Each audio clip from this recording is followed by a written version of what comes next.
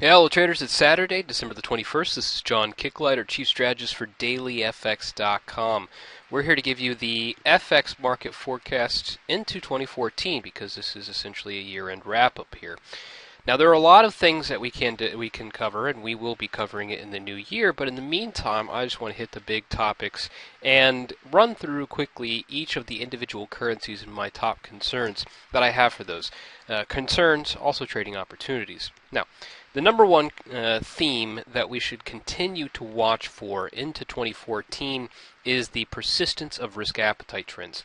The S&P 500 happens to be my favorite gauge of risk trends, but there are many things that we can use as a benchmark.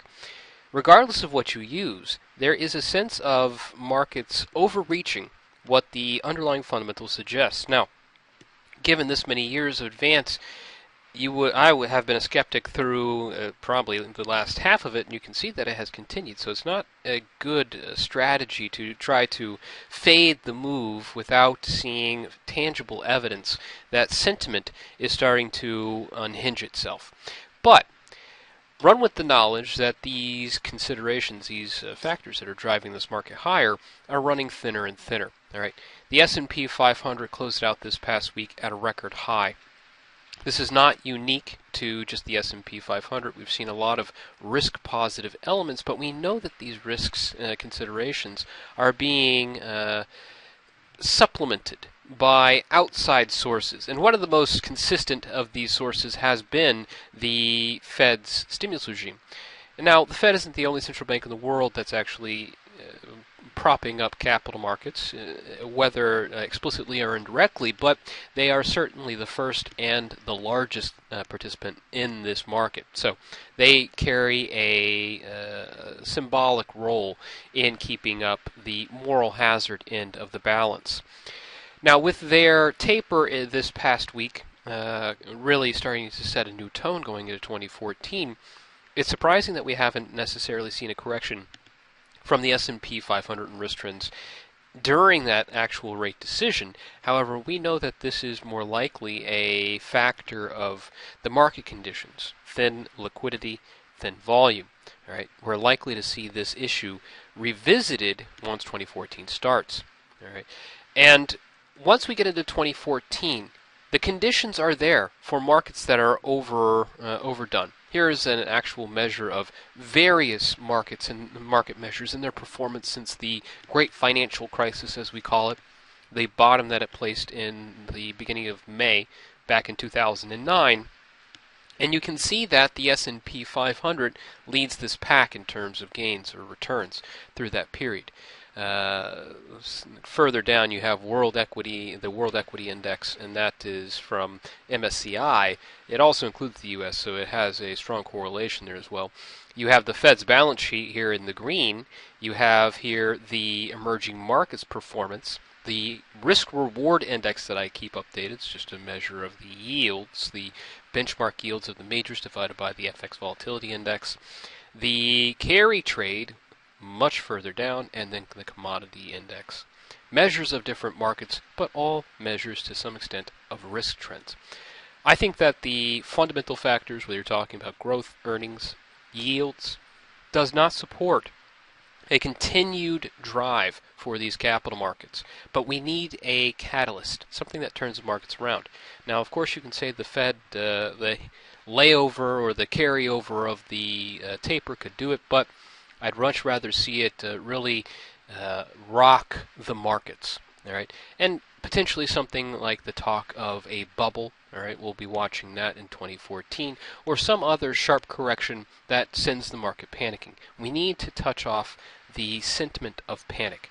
But do be aware that a sharp correction will bring the markets pulling back, but it does not necessarily mean that we are going to go into a cyclical decline. It's more likely to be a rapid decline, and then subsequently bargain hunters that have stayed on the sidelines are likely to enter relatively quick. So while we might have a cleansing fire of maybe 15, 20% correction, something like the S&P 500, it's unlikely to last much longer than that. And then we can find two very substantial themes through that period: short or medium term correction, and then longer term continuation. So that's going to be one of the primary concerns that I have into 2014. My other dominant concern, especially as it relates to the FX world, is going to be relative monetary policy. All right, that's just a polite way of saying currency war. Monetary policy is being used to supplement a weakening of currencies to encourage exports and the favors that come with a cheaper currency or cheaper exchange rate. The Euro USD is likely to be an interesting pair on this front because we are seeing the implications of an ECB potentially talking about a new QE program while the Fed is engaging in taper. But this is going to be not the norm. We see more central banks are going to get involved with an easing policy or a neutral policy to try to discourage an appreciation of their currency. Now, we'll be watching all of these relative monetary policy considerations. But remember, relative monetary policy can have a very meaningful impact on exchange rates, but it can also have, on net, a substantial influence on the performance of the markets. Once this stimulus regime tops off and the markets have to assume risks in the market of their own, that's when things start to get interesting. All right, so this is actually going to be a catalyst for risk itself, and that's why we talk about the Fed taper and risk considerations in the same sentence very often. Now, what about the individual currencies that we are looking at going forward into 2014? The U.S. dollar, I think, has some of the best potential of the majors. One, because we just saw a taper from the Fed through the end of this past year. That is a substantial change in the monetary policy regime for this leader of the FX world. This is going to give a significant boost to the short-term yields that the U.S. dollar enjoys. And we have seen in the past that the short-term yields can have a significant influence on bolstering the U.S. dollar. Now, this is not the only factor. When we look at the yield, it's also a reflection of growth. All right, economic performance. And the fact that the Fed tapered is a reflection that they are confident in economic activity, and relative performance of the economy is going to contribute not just to yield, but also to investors' confidence and stability. And that's going to be a source of consideration when people are looking for steady and consistent returns. Now, another consideration, what if risk trends are touched off? What if we see a severe move towards risk aversion, something that we are very concerned about, as we just talked about? Well, in a world of risk aversion, the U.S. dollar is poised to do very well. We see that the U.S. dollar's relationship to volatility is pretty consistent in that when volatility rises, it's a support for the greenback as a safe haven currency. Something that we know to be true, but we haven't really seen a strong risk aversion theme pretty much through most of 2013, and thereby the dollar really hasn't been able to take advantage of it. People say that correlation has completely died. It has not. We just haven't seen the drive behind it to support that kind of move. But we do know that volatility is exceptionally low. All right, this is the volatility index flipped upside down, and we know that it's at historically low levels. It really can't go down much further. And we know that there is also a directional bias for volatility when it comes to sentiment. As volatility rises, it is a sign of fear. So be very cautious about that, but the dollar has an appeal on both sides. It's interesting from both sides. Now compare that to the euro. All right.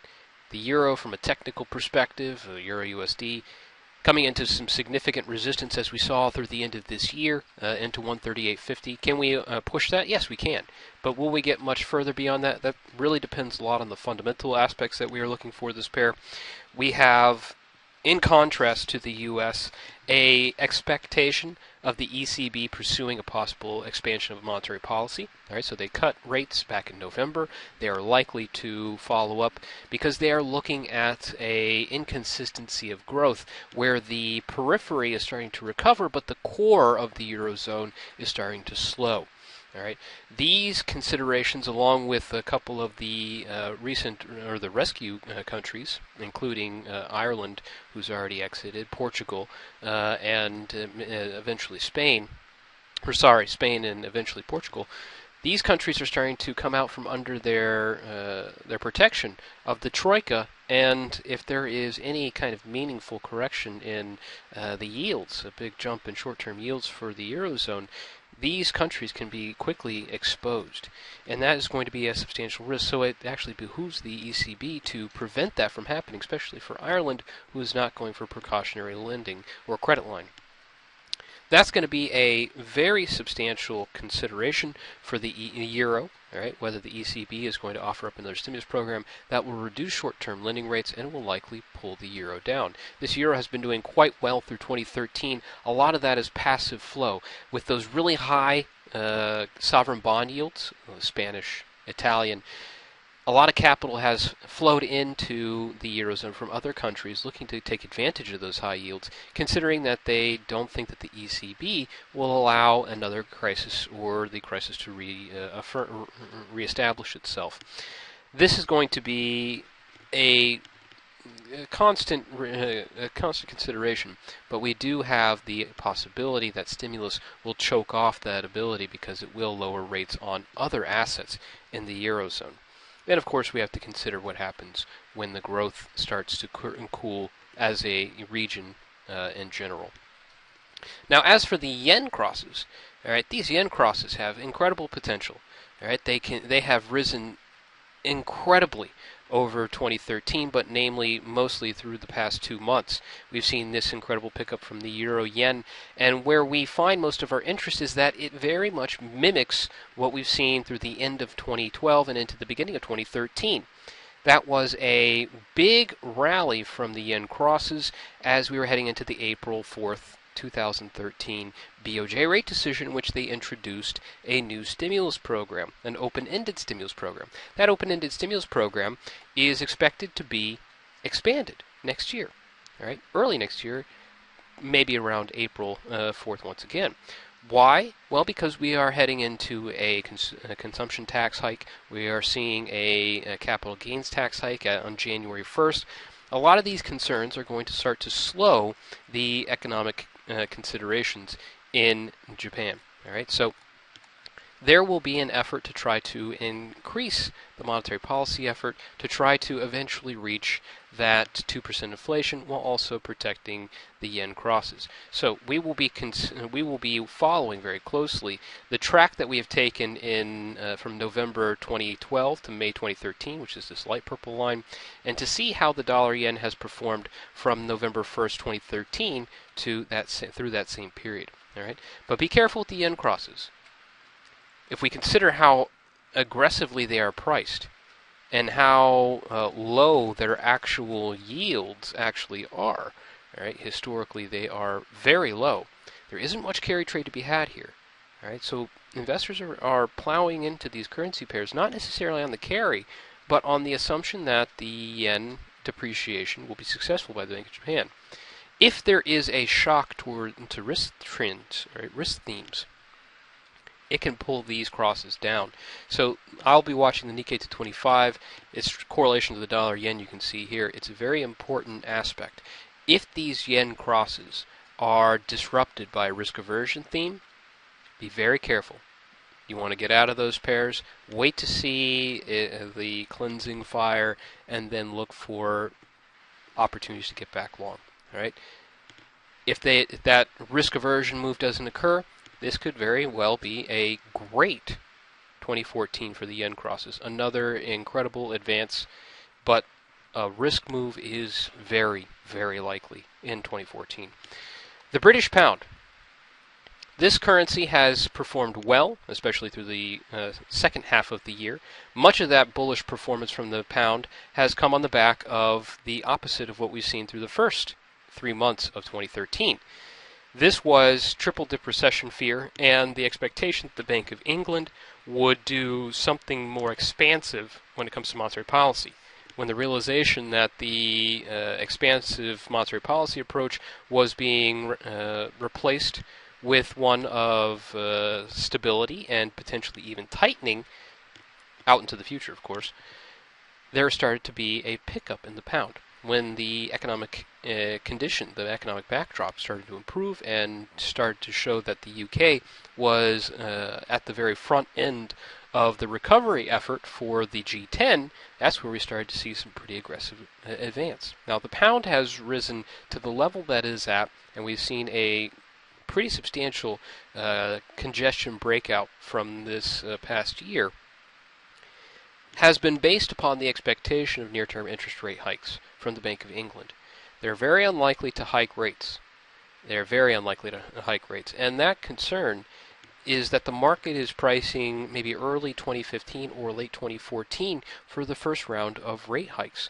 Well, if the market starts to realize that there is not going to be a rate hike in this coming year, then you're likely to see a lot of that premium start to trickle back.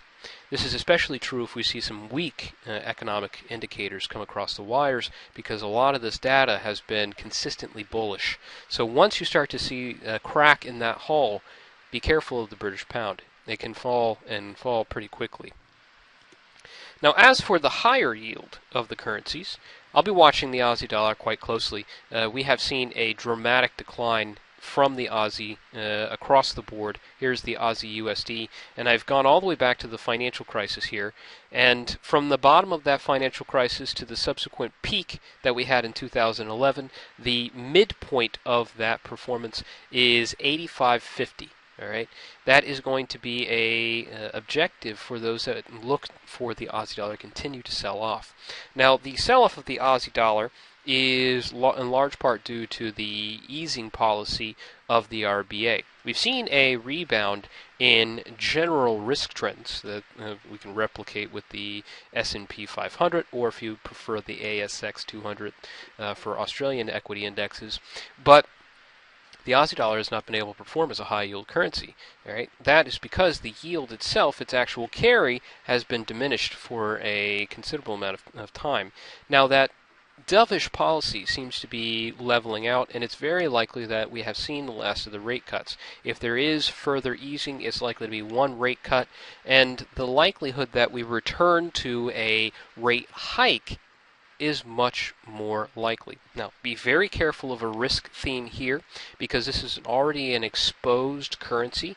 If you add risk aversion to this already weak currency for the Aussie dollar, or perhaps the Aussie yen, the momentum can be quite remarkable. Okay? But that downside move will also likely exacerbate itself. It will go very aggressively and subsequently fully divest those investors that had carry trade in these pairs, and subsequently this will probably be one of the best currencies to find a bargain appeal. So those people that are looking to buy temporarily weakened currencies, or the best oversold currencies, the Aussie dollar can quickly dominate those charts, and you'll likely see the Aussie dollar pick up quite aggressively. This is especially true of these higher risk exchange rates with the Aussie dollar, but then you can also look for an opportunity from the more unusual Aussie Kiwi and the like. The Kiwi, since we're here, has seen a significant improvement in its forecast. All right, we have seen interest rate forecasts really pick up for the New Zealand dollar, but this is the New Zealand dollar all the way back to mid-2011. We have not seen a significant performance. This is despite the market appreciating the possibility of 225 basis points worth of hikes over the coming 9 quarters, so through the first quarter of 2016. That is the only central bank that is looking at monetary policy of this magnitude. Something that's very interesting is that the RBNZ governor, however, has repeatedly stated his concerns about the level of the currency, despite the fact that he is also saying that he is going to hike, and hike aggressively. This is an interesting concern, and if this trend continues as it has been, it might not be something that he has to deal with, but more likely than not, we're going to see that the Kiwi dollar, especially after a risk aversion move, which we talked about with the Aussie dollar, plays through, and the New Zealand dollar is going to be seen as a bargain currency with carry potential that is going to increase substantially. All right. A lot of the slowdown in China, a lot of the concerns in the relationship to the Australian economy will certainly still be there. But if we're looking for yield and the market is more confident after that, as I call it, cleansing fire, you're likely to see that investors are willing to take the risks on those higher rates of return, considering that the general global condition is a little bit more stable. All right. Now, as for the Canadian dollar, all right, we haven't talked about this very much through the past couple of months, and for good reason. The dollar CAD has essentially anchored itself to the U.S. dollar for a long time. That has generally been the case for decades. And it's because the two economies and the two financial systems are so intertwined. The health of the U.S. ends up translating to the health of the Canadian dollar. You'll actually see that there are a lot of strong correlations between dollar-based pairs and Canadian dollar-based pairs. All right, but the carry trade appeal of the Canadian dollar has quickly diminished. In fact, at this point, with the Canadian governor, the Bank of Canada governor, actually suggesting that they are moving away from their hawkish forecast, seeing a possibility of a hike sometime in the distant future, to essentially staying pat, they're in essence in the same place as the U.S. All right, the U.S., who is going towards taper, though it still has an excessive stimulus program, is still in more of a neutral position. All right, this is going to be an interesting view for the dollar CAD and other Canadian dollar-based pairs, but we will see really how well the dollar is doing when it's placed up against its economic partner. All right, and the final currency in this view of 2014 is going to be the Swiss franc. Now, I talked about the dollar-Swiss currency pair in a older strategy video because people were asking, and actually the dollar-Swiss happens to be one of my top trades of 2014, so I won't go into too much detail. You can see more about this and my thinking behind this pair in that video. But in general, my appeal to the appeal that the dollar Swiss gives me is its relationship to the euro Swiss.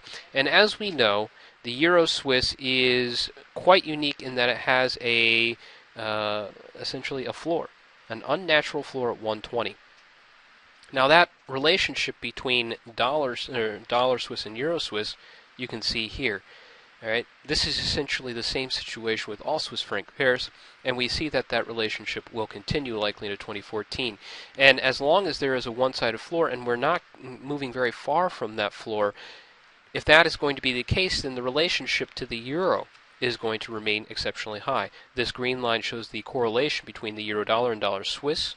And as we can see, the further down it is, down towards negative 100, the euro dollar and dollar Swiss are essentially mirrors of each other, moving in the exact opposite direction at the exact same pace when it's down at negative 100. You can see how close we are to that. All right. So with the Swiss franc, there is a lot of talk about the Swiss National Bank's 120 floor. They have not made much progress on that since they introduced it. I don't expect that they will unless the Euro Swiss makes a substantial test of that move back down towards 120. If it does, I still actually have my orders to go long Euro Swiss down just about 5 pips above 120, but I don't expect that to be the case, because as it gets down there, you're likely to see the S&B become a little bit more proactive in protecting that level. That being said, I don't necessarily think that the euro crisis is going to intensify and thereby encouraging capital flow from the eurozone to the Swiss economy. But we also see that the Swiss banking system is coming under significant stress as they open up the tax books to regulators in other countries. Interesting fundamental concerns for the Swiss franc, but when it comes down to it, most of your Swiss interests are going to lie in what happens with that Euro-Swiss floor at 120. All right, so that's my wrap-up of all the currencies, or all the majors at least, into 2014. Remember, most of these currencies are going to have some level of influence to those two dominant themes that we started the video with, either risk trends, which has been put on the back burner. We have a very contented market, but be very aware, be very cautious of that consistency, as well as monetary policy. Competitive monetary policy means essentially currency wars. And that has been a big driver of pairs like the euro dollar and the pound dollar and the dollar yen in the past year. This is likely to be the case going into 2014. So be prepared with those themes. All right. We'll wrap it up there, and we'll wrap up the year, the 2013 year here. Hopefully you guys have a great holiday period if you're celebrating, and I hope that you all have a very fantastic 2014. All the best of luck to you, and all the best of trading.